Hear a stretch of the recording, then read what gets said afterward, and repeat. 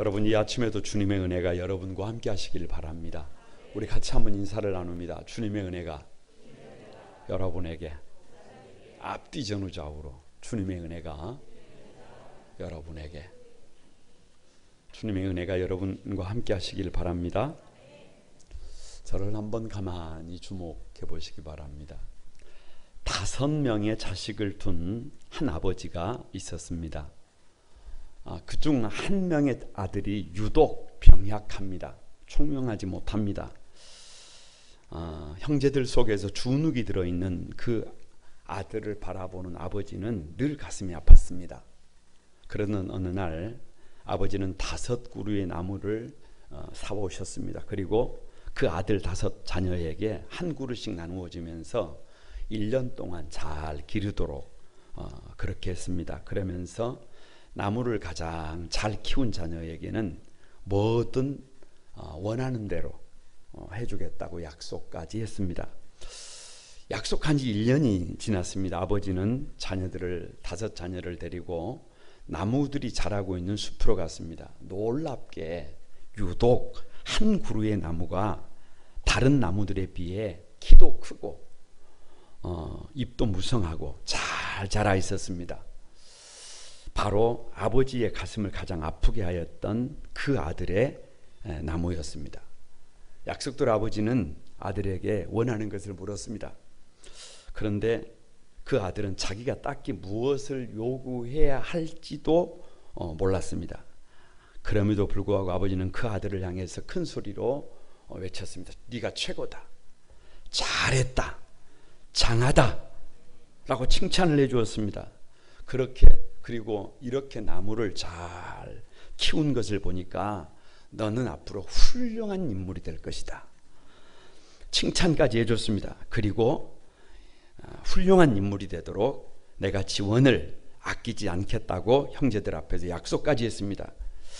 그날 저녁 아들은 자기가 심은 나무가 왜 그렇게 잘 자랐는지 신기하기도 하고 아버지께서 다른 형제들 앞에서 자기를 칭찬해 준 것이 감사하기도 하고 잠이 오지 않았습니다.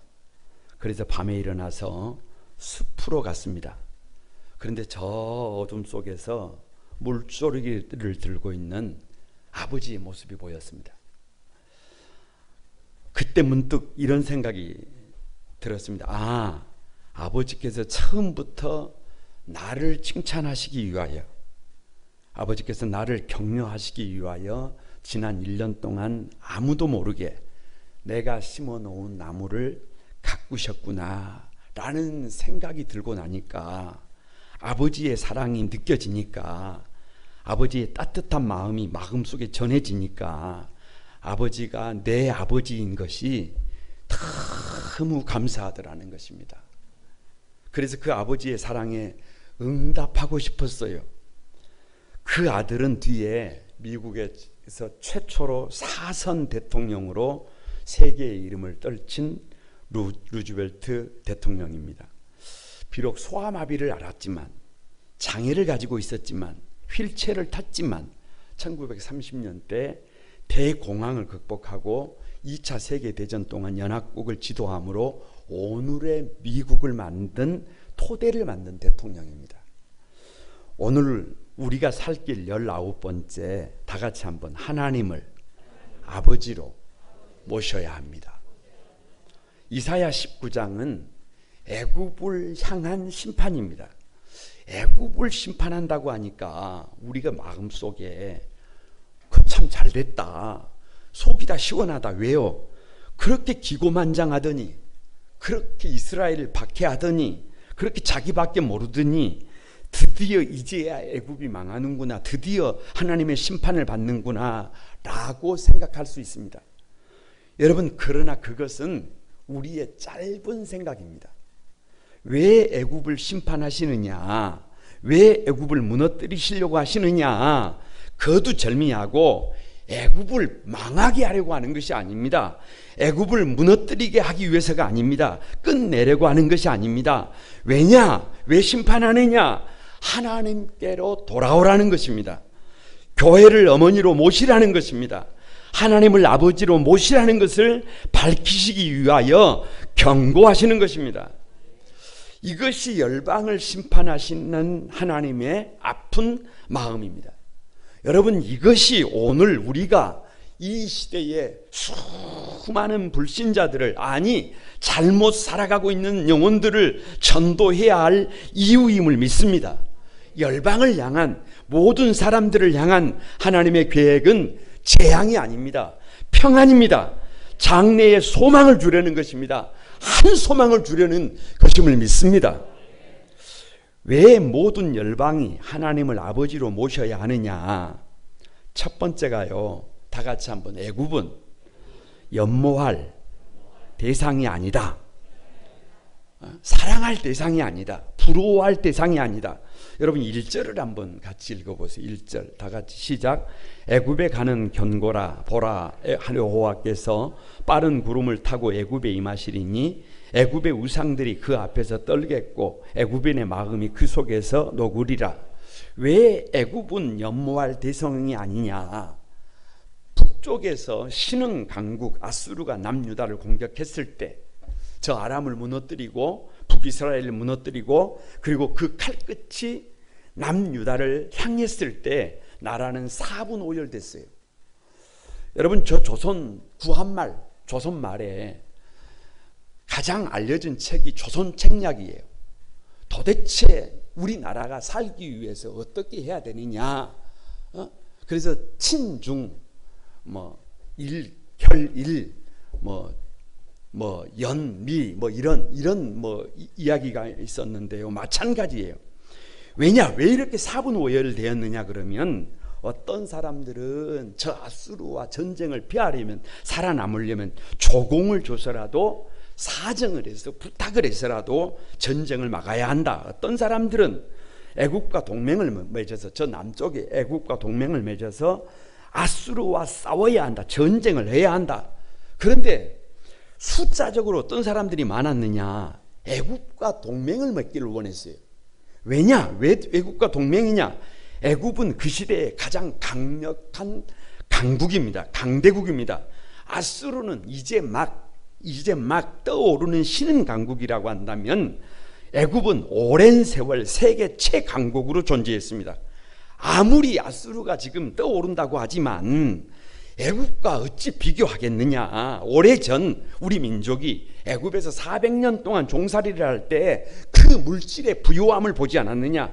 그 문명의 위대함을 보지 않았느냐? 그 군대의 강력함을 보지 않았느냐? 우리가 살 길은 애굽과 동맹을 맺고 애굽의 힘을 의지해서 아수르를 치는 것이 우리가 살 길이다. 그래서 끝까지 수많은 사람들의 외침이 뭐냐 그러면 애굽과 동맹을 맺어야 한다는 거예요. 그런데 문제는 선지자가 애굽과 동맹을 맺지 말라는 거예요. 잘못된 아수르를 막아내기 위해서 잘못된 애굽과 손을 잡으면 함께 붕괴한다는 거예요. 그러다 보니까 나라가 4분 5열 돼서 흩어집니다. 그래서 수많은 사람들이 애굽을 연애하고 애굽을 부러워하고 애굽으로 도망하자고 했고, 아니 짐을 싸서 애굽으로 내려가 버린 사람들이 부지기수였습니다. 그런데 하나님의 요청은 뭐냐? 그 애굽이 망한다는 거예요. 더 이상 그 애굽을 연애할 것이 아니라, 부러워할 것이 아니라 하나님을 아버지로 모셔야 한다는 것입니다. 할렐루야.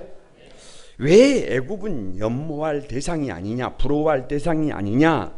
애굽을 향한 경고가 뭐냐? 여러분, 말씀을 보면 여호와께서 빠른 구름을 타고 애굽에 임하신대요. 구름을 탄다, 초월적인 방법이에요.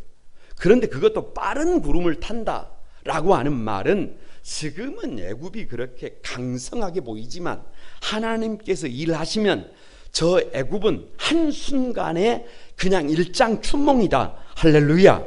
왜요? 애굽은 우상의 나라예요. 모든 것이 우상입니다. 하나님을 아버지로 모셔야 할 그 자리에 물질의 부요함이 우상이 되었고요. 여러분, 문명의 위대함이 우상이 되었고요. 군대의 강력한 힘이 우상이 되었습니다. 그래서 하나님께서 더 이상 그 물질이, 더 이상 그 문명이, 더 이상 그 군대가 우상이 되는 것을 용납하지 않겠다는 거예요.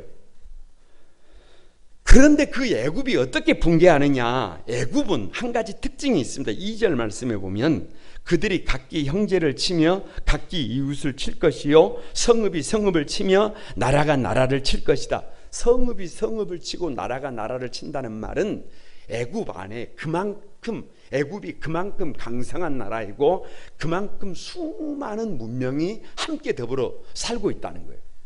연방이라는 거예요. 연방이라는 거예요. 여러분, 그런데 그 나라가 어떻게 무너지느냐? 외부의 공격이 아니라 누군가가 침략해서 무너지는 것이 아니라 스스로의 분열로 무너진다는 거예요. 여러분, 질문입니다. 왜 형제가 형제를 칠까요? 왜 이웃이 함께 하지 못하고 이웃을 칠까요? 왜 도시들이 도시들을 공격할까요? 왜 나라가 나라를 칠까요? 도대체 돈도 있고 문명도 발전했고 군대도 있는데 왜 저렇게 싸우는 거예요? 왜 저렇게 싸워서 공멸하는 거예요? 한 가지, 절대 룰이 없어요. 절대 룰이 없습니다. 하나님의 말씀이 없습니다. 그냥 자기 소견에 옳은 대로 행하는 것입니다. 뭐가 힘이냐? 뭐가 왕이냐? 내 힘이, 내가 가진 힘이 왕인 것입니다. 꼭 기억할 것이 뭐냐? 여러분, 하나님을 아는 지식이 없으면, 하나님의 절대 룰인 말씀이 없으면 많이 가진 것이, 많이 배운 것이 오히려 악이 됩니다. 다른 사람보다 더 앞서가는 것이 오히려 악이 됩니다. 괴물이 됩니다. 그래서 애굽을 연모하지 말고 하나님을 아버지로 모시고 말씀대로 살아야 하는 것을 성경이 오늘 역설하고 있습니다. 왜 애굽은 연모할 대상이 아니냐? 여러분, 성경을 펼치면 두 번째 책이 출애굽기예요. 출애굽기. 애굽에서 뭐 한다는 거예요? 나오는 거예요. 왜 나오는 거예요? 거기에서 살면 안 된다는 거예요. 거기랑 손 잡으면 안 된다는 거예요. 그래서 여러분, 출애굽기의 원 제목이 엑소도스예요. 엑소도스. 대탈출이에요. 대탈출. 왜 대탈출이냐? 애굽은 죄의 원상이에요. 우상의 나라예요. 하나님을 아버지로 섬기기 위해서는 더 이상 우리의 마음을, 우리의 미련을 애굽에 둬서는 안 돼요. 출애굽을 위하여 하나님께서 그 땅에 무슨 일을 행하셨어요? 여러분, 10가지 10대 재앙을 일으키셨어요. 오늘 5절에서 6절에도요. 바닷물이 없어지겠고 강이 잦아서 마르겠고 강들에서는 악취가 나겠고 애굽의 강물은 줄어들고 마름으로 갈대와 부들이 시든다. 표현 방법은 다르지만 이스라엘 백성들이 출애굽을 할 때 하나님이 내리신 10대 재앙입니다. 여기서 바닷물은 나일강의 큰 강이에요. 바다와 같습니다. 그런데 그 나일강이 어떻게 마릅니까? 나일강이 어떻게 여러분 무너집니까? 그런데 하나님이 그 나일강을 마르게 하더라는 거예요. 애굽이 자랑하던 모든 것이 하룻밤에 끝나더라는 거예요. 그래서 8절에 어부들이 탄식을 하고 9절에 세마포를 만드는 자와 배 짜는 자들이 수치를 당하고 10절에 그의 기둥이 부서지고 왜요? 경제가 무너지고 애굽을 떠받들고 있던 기둥 같은 일꾼들이 절망하고 한숨을 쉬고 여러분 괴로워해서 수치를 부끄러워하고 있더라는 거예요. 그래서 애굽을 18절에 멸망의 성읍이라고 했는데요. 이 멸망의 성읍을 한자로 해서 개역 한글에서는 장망성이라고 했어요. 장망성. 무슨 말이에요? 애굽이라고 하는 것은 결국은 망한다는 거예요. 애굽은 붕괴한다. 시간이 지나면 애굽은 무조건 망한다. 아무것도 아니다. 낫싱이다. 지금 볼 때는 대단한 것처럼 보이지만 지금은 세상 사람들의 부러움을 받고 있지만 시간이 지나면 이건 아무것도 아니다. 할렐루야. 모 그룹의 젊은 총수가 프로포폴을 40일에 불법 투약을 해서 재판을 받는 것을 보았습니다. 여러분, 프로포폴이 뭔 줄 아세요? 프로포폴은 뭐 다른 것 아닙니다. 우리가 내시경을 할 때 여러분 그냥 깨어있는 상태로 내시경을 하면 막 꿈틀꿈틀거리면서 다칠 수도 있고 너무 힘들잖아요. 그때 수면제로 쓰는, 마취제로 쓰는 것이 뭐냐 그러면 이 프로포폴이에요. 이 말은, 프로포폴을 쓴다는 말은 여러분 그가 수면 장애를 앓고 있다는 거예요. 간단합니다. 그런데 생각을 해봤어요. 그가 가진 재산이 14조 원이에요. 14조 원. 그냥 14억이 아니고 140억이 아니고 1400억이 아니고 14조 원이에요. 그런데 부족함이 없잖아요. 세상 모든 사람들보다 더 많이 가졌잖아요. 그런데 여러분, 왜 프로포필이 필요한 거예요? 아니 하나님께서 기뻐하시는 자에게 잠을 주신다는데 그냥 고개를 대고 5분이 지나지 않으면 무슨 일이 있는지 모르는 사람도 있는데 왜 이런 거예요? 애굽이 아무것도 아니라는 거예요. 세상 것이 결국은 장망성이라는 거예요. 결국은 나싱이라는 거예요. 그래서 더 이상 세상을 부러워하지 말고 하나님을 아버지로 모시고 말씀대로 살아야 한다는 거예요. 거룩한 구만 소망의 가족 여러분, 수많은 사람들이 믿음으로 살면서도 세상의 부요함을 부러워합니다. 그런데 꼭 기억하세요. 세상은 장망성입니다. 세상은 결국은 무너집니다. 하나님 없는 삶은 낯승입니다. 세상의 부요함을 부러워하지 말고 하나님을 아버지로 모시고 말씀대로 살아가는 저와 여러분이 되기를 축복합니다. 옆 사람에게 더 이상 세상을 부러워하지 맙시다. 하나님을 아버지로 모십시다. 할렐루야. 왜 모든 열방이 하나님을 아버지로 모셔야 하느냐? 다 같이 한번. 애굽이 살 길은 여호와를 아는 것이다. 21절 한번 보세요. 21절 다 같이 한번 읽어봅니다. 시작. 여호와께서 자기를 애굽에 알게 하시리니 그날에 애굽이 여호와를 알고 재물과 예물을 그에게 드리고 경배할 것이요 여호와께 서운하고 그대로 행하리라. 키워드가 뭐냐 그러면 아는 거예요. 아는 것. 그러니까 애굽이 사는 방법은 여호와께서 자기를 계시하실 때 그 수많은 일들을 통해서 그 수많은 사건 사고를 통해서 자기를 계시하실 때, 자기를 드러내실 때, 자기를 부여하실 때 여러분 그분을 알고 하나님을 아버지로 모셔야 하는 것임을 믿습니다.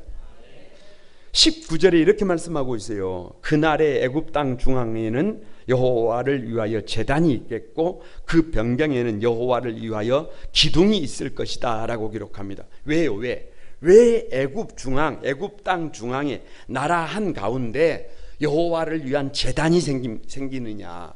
도대체 제단이 있는 이유가 뭐예요? 제단이 필요한 이유가 뭐예요? 단 한 가지, 예배드리기 위한 겁니다. 예배드리기 위한 것. 그러니까 애굽 사람들이 하나님이 내 아버지인 것을 알고 애굽의 중심에 뭐를 만들더라는 거예요. 제단을 만들고 거기서 하나님께 예배 드리더라는 거예요.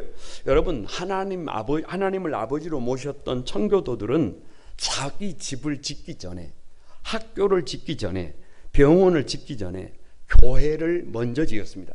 그것도 중앙에 마을 중앙에 동서남북 어디에서든지 편하게 교회를 올 수 있도록 먼저 교회를 세웠습니다. 왜요? 교회는 주님의 몸입니다. 교회가 만물을 충만케 합니다. 교회가 마지막 시대의 비밀입니다.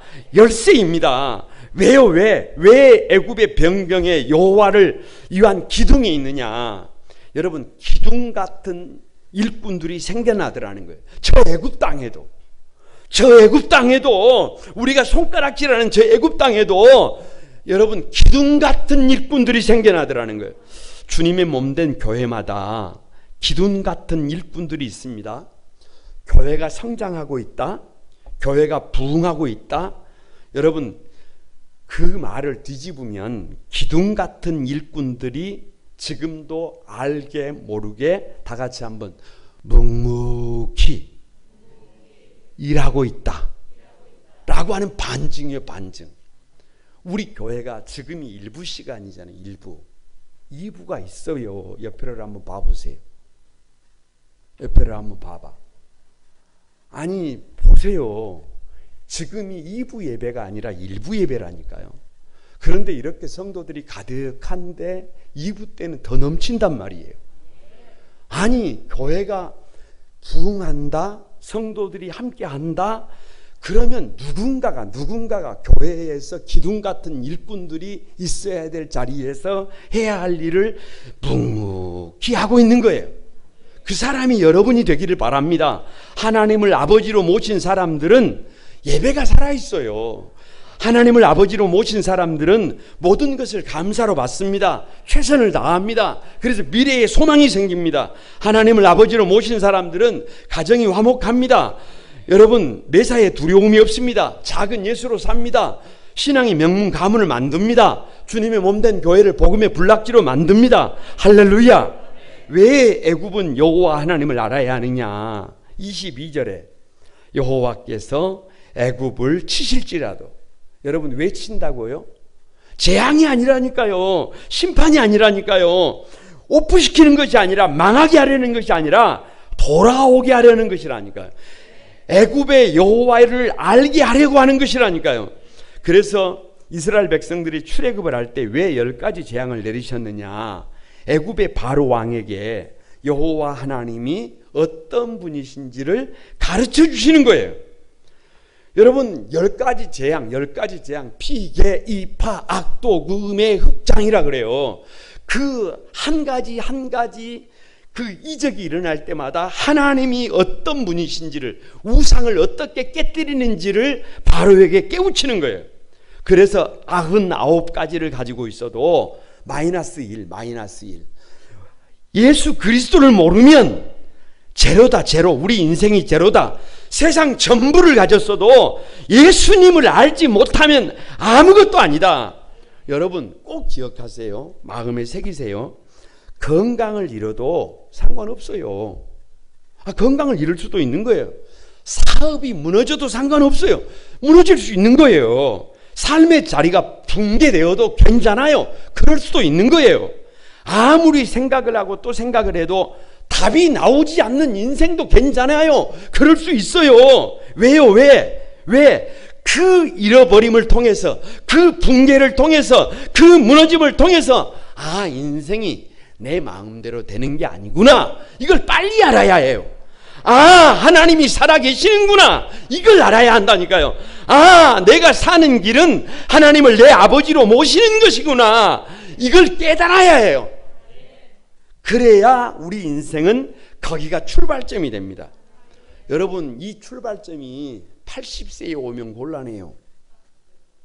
이 출발점이 하루라도 빨리, 하루라도 빠른 시간 안에 우리 인생에게 찾아와야 거기가 출발점이 되고 우리 인생은 발전하고 성장할 수 있음을 믿습니다.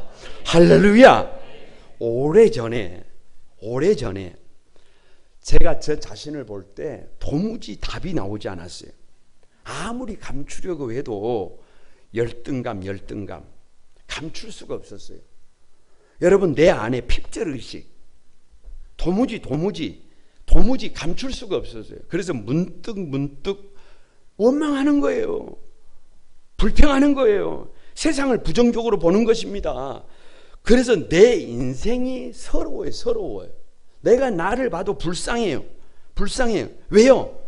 나 자신을 가만히 들여다볼 때 여러분, 인물도 안 되고 실력도 안 되고 능력도 안 되고 백그라운드도 안 되고 그냥 아무것도 아니더라니까요. 그래서 어느 날 밤 기도를 하다가 펑펑 울었어요. 내가 이것밖에 안 되는구나 라는 생각을 하면서 펑펑 울었어요. 방법이 없잖아요. 어떻게 세상을 살아가요. 그런데 그 기도하는 가운데 하나님께서 한마디 하셨는데 그 말씀이 뭐냐. 여러분, 다 같이 한번, 내가 너의 애비다. 그냥 별거 없어요. 그냥 한마디 하셨어요. 내가 너의 애비다. 그날 그 시간부터 제 인생은 달라졌습니다. 더 이상 원망하지 않습니다. 더 이상 불평하지 않습니다. 그냥 모든 것을 감사로 받습니다. 왜요? 전지전능하신 하나님이, 무소부재하신 하나님이 누구 아버지예요? 내 아버지예요. 내 아버지께서 나를 위해서 하시는 일이에요. 삶아 잡수시든지 구워 잡수시든지 말아서 잡수시든지 누구 마음대로, 아버지 뜻대로. 도대체 왜 절망해야 합니까? 왜 주저앉아 있어야 합니까? 왜 여러분 한숨을 쉬어야 합니까? 거침없이 일어날 수 있습니다. 변화를 시도할 수 있습니다. 아니 지금도 삶 그 자체가 최고의 선물임을 믿습니다. 왜 애굽은 여호와 하나님을 알아야 하느냐? 하나님을 바르게 알게 되면, 하나님이 내 아버지가 되면 우리 삶은 어떤 변화가 있느냐? 크게 세 가지가 있어요. 하나는 모든 공포와 두려움이 사라집니다.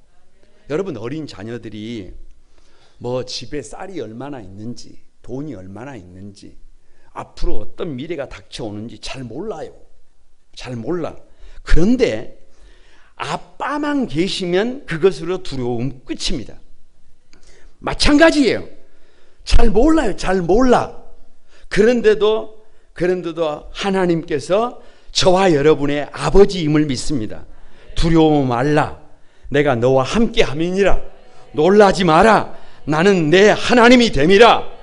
그래서 성경에 366번 두려워하지 말라는 거예요. 염려하지 말라는 거예요. 걱정하지 말라는 거예요. 두려움으로 살 필요가 없다는 거예요.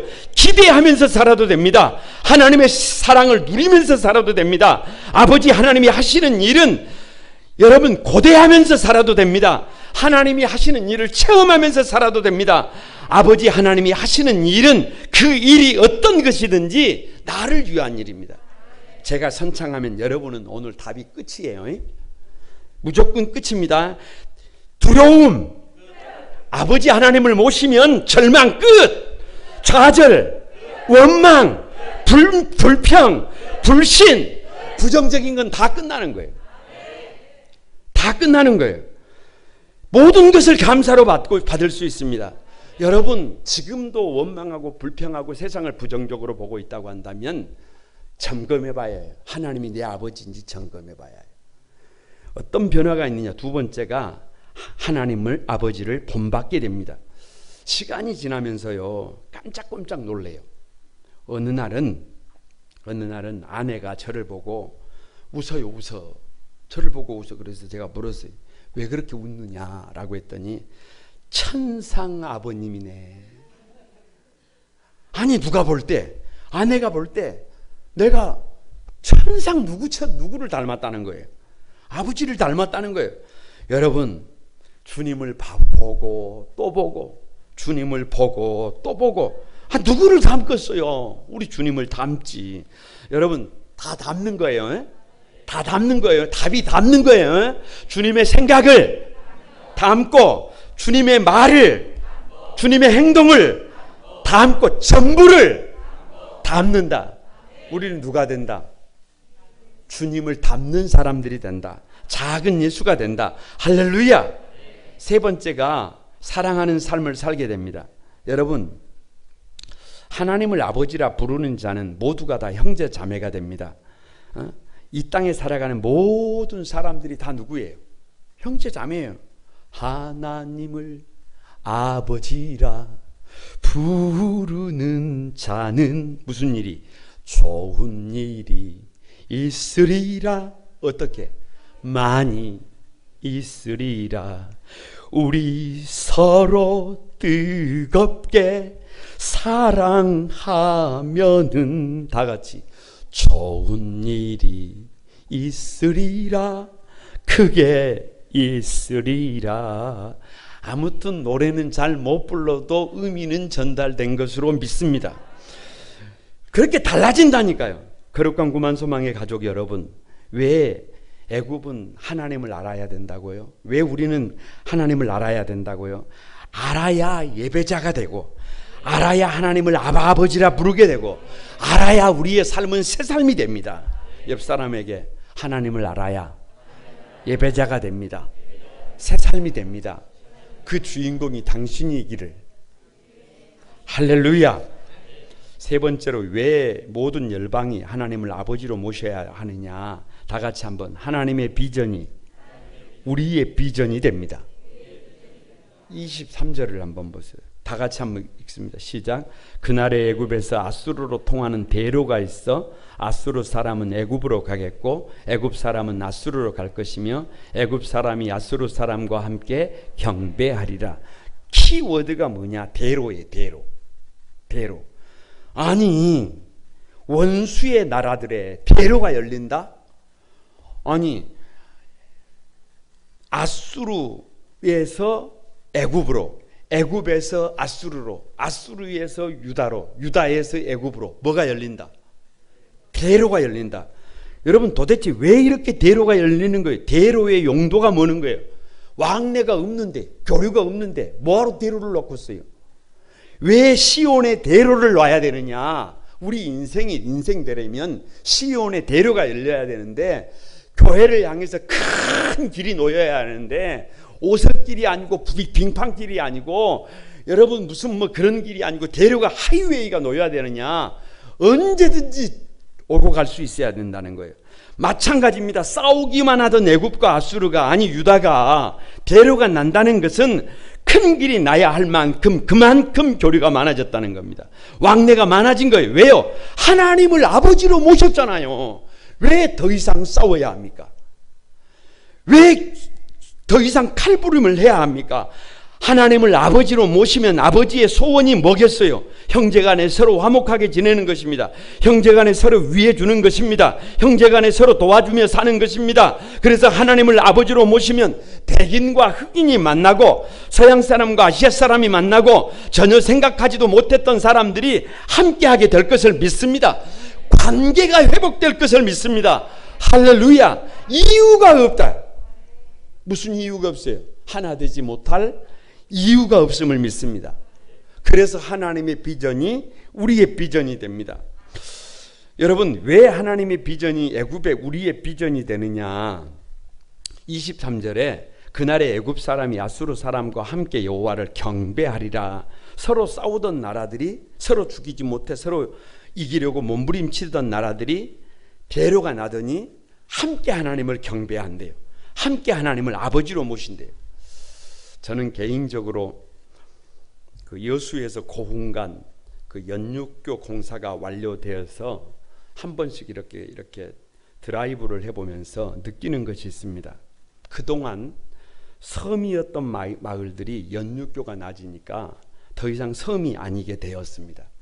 여러분, 누가 연육교 공사를 했을까요? 정부가 했죠. 그걸 묻는 게 아닙니다. 누가 연육교 공사를 한 것이냐, 누가 그 많은 섬들의 연육교를 만들어 섬들의 가치를 높인 것이냐. 여러분, 원래 섬은 섬이 아닙니다. 우리 눈으로 볼 때 물이 들어와 있어서 섬이지, 땅 밑에서 보면 원래 섬이 아님을 믿습니다. 땅 밑에서 보면 예전부터 섬이 아니라 서로 하나였습니다. 그것을 볼 수 있는 사람이 세상을 바꾸어 가는 것입니다. 그것을 볼 수 있는 사람이 연육교를 만드는 것입니다. 여러분, 이것이 비단 섬들을 연결하는 연육교의 문제일까요? 아닙니다.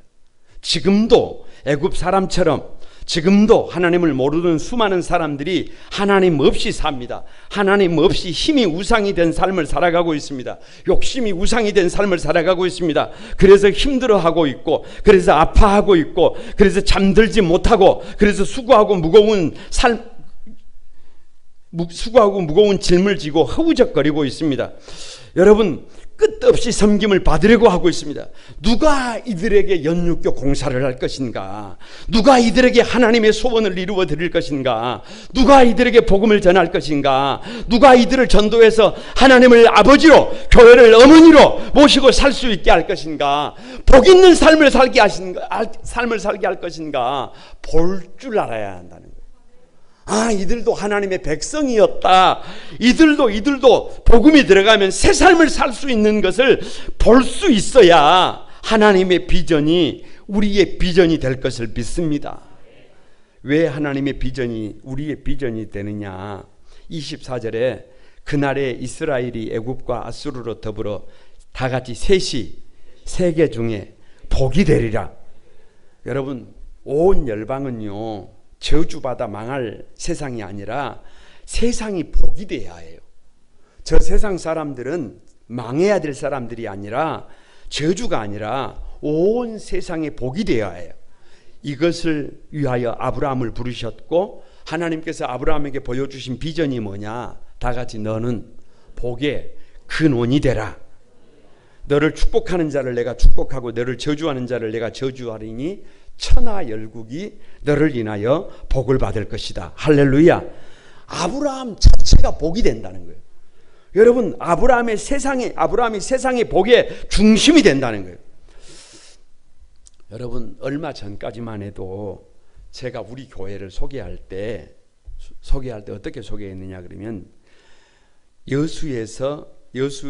여수시 신기북 7길, 여수에서 인구 밀도상 교회가 가장 많은 곳이 신기북 7길입니다 라고 소개했어요. 여러분, 그 말이 뭔 말이냐? 땅값이 가장 싼 곳입니다 라는 말이에요. 임대료가 가장 싼 곳입니다 라는 말이에요. 그런데 여러분, 우리 교회가 잠잠히 너는 복의 근원이 될지니라 앞에 써붙여놓고 선포하는 거예요. 선포하는 거예요. 그냥 일어나면 또 보고 너는 복의 근원이다. 우리가 복 그 자체다. 시간이 지나면서 부족하고 모자라지만 여러분, 말 같지 않는 말이 있어요. 신기 북칠길이 여수의 강남이다. 왜요? 우리가 복의 근원입니다. 하나님을 아버지로 모시고 주님의 몸된 교회를 어머니로 모신 여러분이 복의 근원임을 믿습니다. 여러분이 있는 그곳이 이 역사의 중심임을 믿습니다. 그래서 25절에 만국의 여호와께서 복을 주시며 이르시되 나의 백성 애굽이여, 내 손으로 지은 아수르여, 나의 기업 이스라엘이여, 복이 있을지어다. 애굽이 복을 받고 아수르가 복의 중심이 된다면 저와 여러분이 왜 복의 중심이 되지 못합니까? 왜 이 역사의 중심이 되지 못합니까? 저주받을 나라들이 복을 받고 그리고 세상에 복이 되는 것이 하나님의 비전임을 믿습니다. 그 비전이 여러분의 비전이 되기를 바랍니다. 여러분, 옆 사람에게 한번 축복합니다. 하나님을 아버지라 부르면 더 이상 원수가 아니라 한 가족이 됩니다. 한 가족이 되어 함께 예배합니다. 그리고 모든 나라들이 복이 됩니다. 그 하나님의 비전이 우리의 비전이 됩시다. 그 중심에 우리 거룩한 꿈 안소망교회가 있게 되기를 주님의 이름으로 축복합니다.